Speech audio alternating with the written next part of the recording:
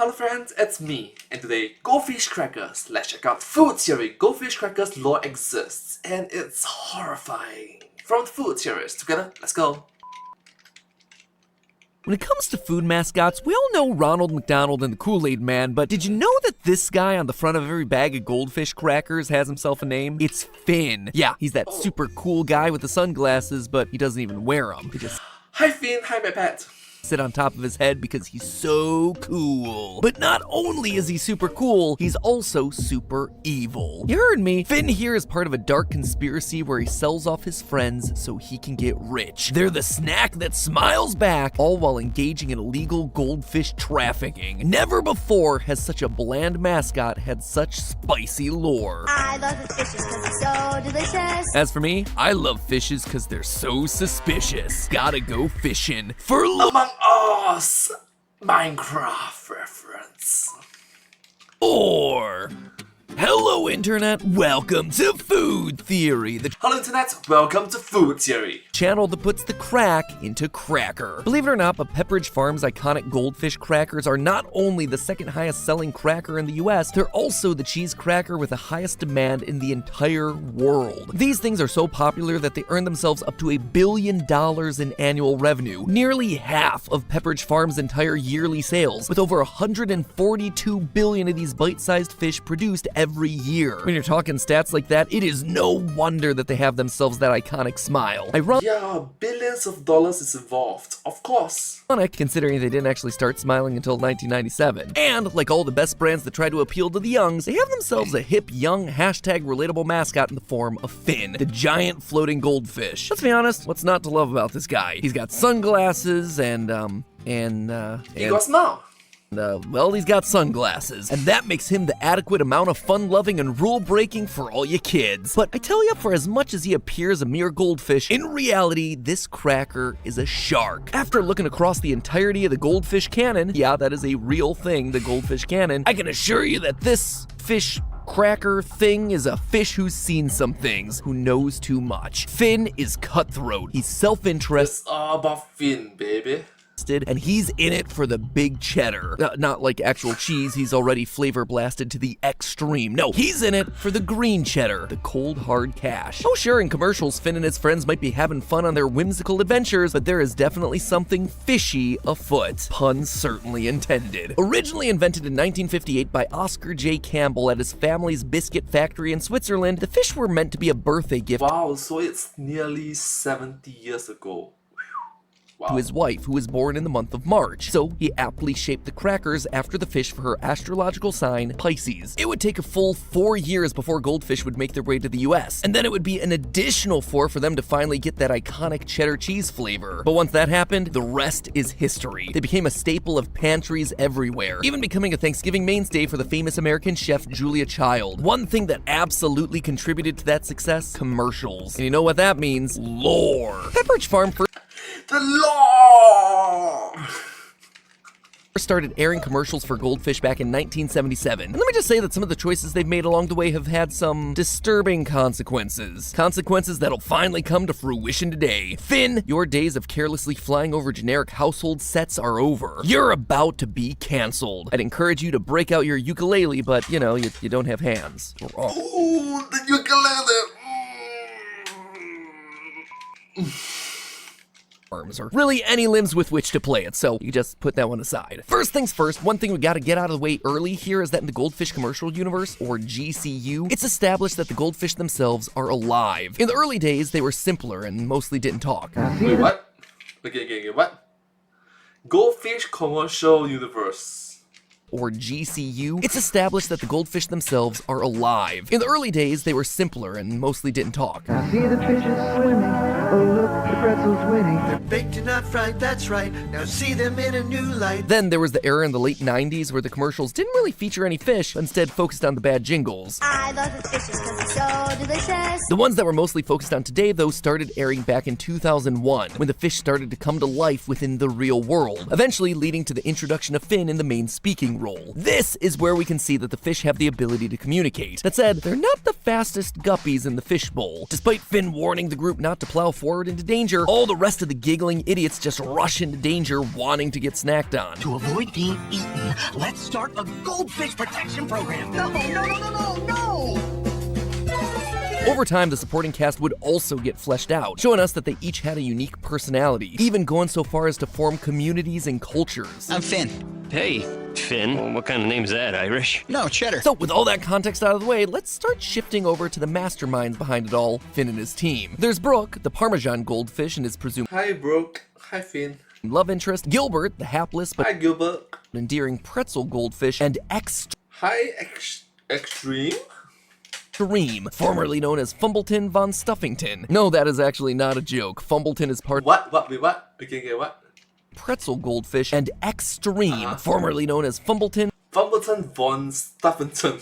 von Stuffington. No, that is actually not a joke. Fumbleton is part of the Flavor Blasted line. Their adventures began back in 2006. Finn leaves his bag sitting on a young boy's nightstand only to go explore the unknown lands below the bed. There, he finds himself an entire society of these fish that go about their day playing games and setting up talent shows. We also see forgotten goldfish from other lands too. And by other lands, I mean other rooms in the house with their own distinct cultures. The goldfish in the pantry are a very regulated society with no fun permitted. That place was so dull. Everything had to be so proper and neat. No one was ever allowed to goof off or have any fun. The goldfish in the siblings room have themselves a charming southern drawl and their own boogeyman in the form of a pet hamster. Sweet ride. I got it from my pal, Fuzzy Face. If there's anything else that I learned from these commercials, it's that the family that lives in this house is absolutely disgusting. Literally leaving food everywhere, all across the floor. Then again, I'm the guy who cooked my steak in a dryer. Who am I to judge? From there, they all go on a series of adventures, including a multi-episode story arc where they rescue Gilbert the pretzel from an evil vacuum cleaner. The whole series spanned, get this, over 40 episodes. Even going so far as to have multiple choose-your-own-adventure style videos where the fans could go to the website and explore different paths for all the characters. It is incredible the length that some of these marketing teams go to. And honestly, it was really fun. Really cute. At least it was, until I saw this. Hi. Wow. 40 episodes. Wow. Wow. I'm Finn, here on the set of Finn and Friends. Our show is sponsored by Goldfish crackers. They're always baked with wholesome stuff, like real cheese. A commercial that shows that this whole story is being filmed by real-life people, and that Finn and his gang are just the talent, the stars. Toy Story, this is not, my friends. Here, the humans and the fish are working together, and it quickly becomes apparent as he swims through the bowls of different goldfish crackers that he's well aware of what purpose his fellow goldfish are serving. They're always baked with wholesome stuff. Notice that when Finn talks, he never uses the word we, like we're always baked with good wholesome stuff. Instead, he's always using the word they. They are always baked with good wholesome stuff. He's talking about the goldfish that he's offering up to the humans of this world. He even addresses one of the bowls before he's conveniently whisked away by a production assistant to take him to his next shot. These guys are even made with whole grain. Finn then goes on his way to shoot and gives us this little factoid. Goldfish crackers are great, and they keep me working. Excuse me? They keep me working? That right there is an outright admission that he's selling his friends down the river for money. The lunatic dove headfirst into a bowl of the carcasses of his own people like a twisted Scrooge McDuck and laughed all his way to the bank. Now, obviously, I could just be overthinking all this. It's just one commercial. Yeah, you are overthinking this. This is silly, I guess. After all, right? It's not like it's some sort of established pattern of behavior, so I had to go as far back as I could to see if I could find other examples of Finn's dastardly scheme, and as luck would have it, I found some of his earliest appearances, all made before the Finn and Friends ever aired. Looks like Finn's been doing this racket for a while, sacrificing billions to, as he says, keep himself working. In this commercial, Wait, what? other examples of Finn's dastardly scheme, and as luck would have it, I found some of his earliest appearances, all made before the Finn and Friends ever aired. Looks like Finn's been doing this racket for a while, sacrificing billions to, as he says, keep himself working. In this commercial, Finn tells the goldfish about the flavor blaster that'll make them super cheesy and irresistible. He shouts at them while telling them everything that'll happen if they step into the machine, and then, at the end of it, he says this. That's a flavor blaster. It makes us flavorific, so we'll get eaten, jumped, crumified. So swim around it, okay? Did you notice how his voice just audibly dropped? Here it is again. So swim around it, okay? He whispers the part that'll keep him out of the flavor blaster. He whispers the part that'll keep him alive. That right there, that's the smoking gun. But one thing that's easy to overlook here is that Finn's the one showing them this machine. He's the one who brought him here. He's the one with all the knowledge. He's the one leading them to the tool of their own demise and then covering up how they can avoid it. And then as soon as they come out, they go straight into the bowl. And so what does Finn do? Warn them to get out of there because they're about to be eaten? Nope. He smiles before gleefully swimming away, hidden behind the bags that are now full of his friends. The guy's good. I suspect that he knew that that was going to be the result. I mean, goldfish have themselves the memories of 64 seconds. Wait, wow, again.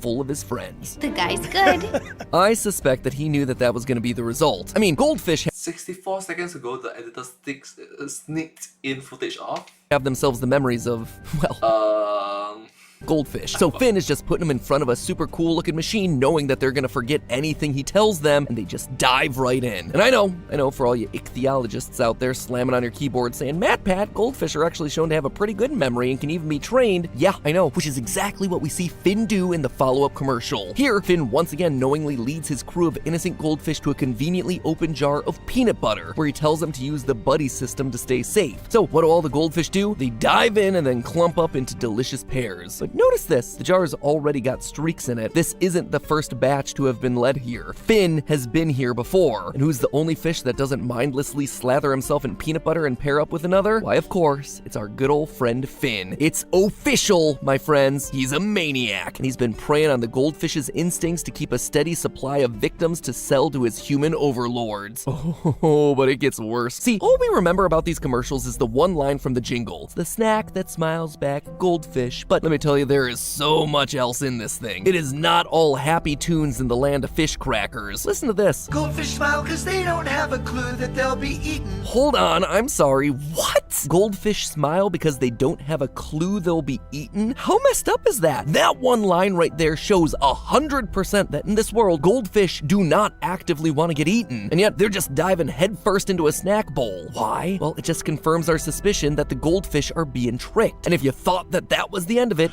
Okay, so I'm gonna stop you for a while first. Maybe you are thinking too much about it. Maybe. it's even worse. A wholesome snack that smiles back until you bite their heads off. I mean, come on! Look at that sadistic monster just chomping down on those poor souls. Immediately She's just an innocent girl that is hungry.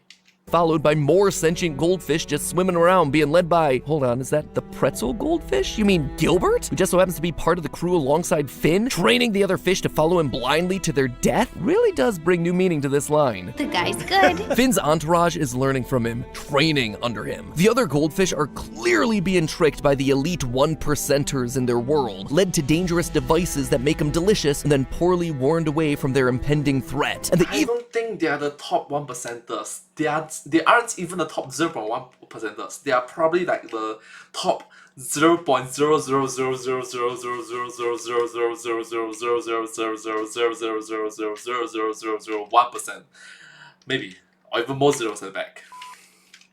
evil cherry on top of this dark theme song is Finn taunting a bowl of his helpless brethren, waiting on the catering cart just to be devoured. These guys are even made with whole grain, right guys? Billions of small fish crackers doomed to smirk for all eternity, till a hangry 8-year-old scarfs down an entire bag and ruins their appetite for dinner. Think about that the next time you see those smiling fish. You're silencing hundreds of little voices, led there by a sunglasses-wearing cracker. Lambs for the slaughter, all for his profit. But Pat, please don't ruin childhood. This is something that they eat. This is food, bro. Pat. hey, that's just a The theory that smells bad. theory. A food theory. Bon appetit. And hey, if you're in the mood for more snack food, check out how Cheetos started as a food that was rejected for cow consumption, and so instead they started feeding it to us humans. That video is on screen right now, so make sure you take a big old bite out of it with your mouse or your finger or, wherever you're watching from. Make sure you subscribe for more wacky food videos like this one, and as always, my friends, I'll see ya next week. Well, thank you so much for watching this video, but hey, that's just a theory. A food theory. Bon appetit.